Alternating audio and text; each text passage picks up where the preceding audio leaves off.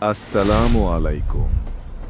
প্রতিদিনের মতোই একটা রাত, একটা রাস্তা, একজন সাধারণ মানুষ, যিনি শুধু জীবিকার জন্য চাকা ঘোরাচ্ছিলেন জীবনের। কিন্তু কিছু রাত সাধারণ থাকে না। ২০২৬ সালের ২ জানুয়ারি, নওগাঁ শহর তখন ঘুমের কোলে।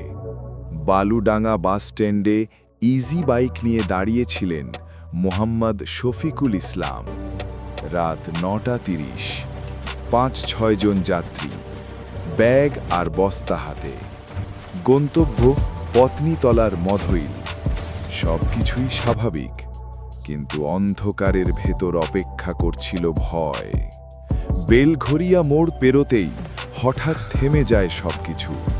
মারধর, হাত পা বাঁধা, মুখ চেপে ধরা, একটাই হুমকি, চিৎকার করলে প্রাণে মারব। এক মুহূর্তে ছিনিয়ে নেওয়া হয় তার জীবিকার একমাত্র সম্বল, একটি ইজি বাইক। কিন্তু এখানেই শেষ নয়।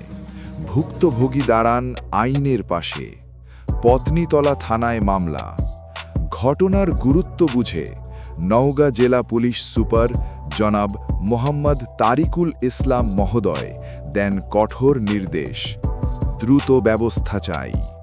অতিরিক্ত পুলিশ সুপার জনাব মোহাম্মদ শরীফুল ইসলামের তত্ত্বাবধানে নামানো হয় বিশেষ টিম। অভিযান, তদন্ত, শেষ পর্যন্ত সাফল্য। গ্রেফতার ৩ জন, উদ্ধার হয় ইজি বাইক।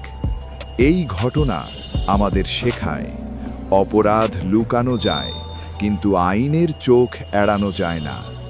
নওগাঁ জেলা পুলিশ জনগণের পাশে। সচেতন থাকুন, আইনের পাশে থাকুন। নিরাপদ নওগাঁ গড়ি আমরা সবাই মিলে।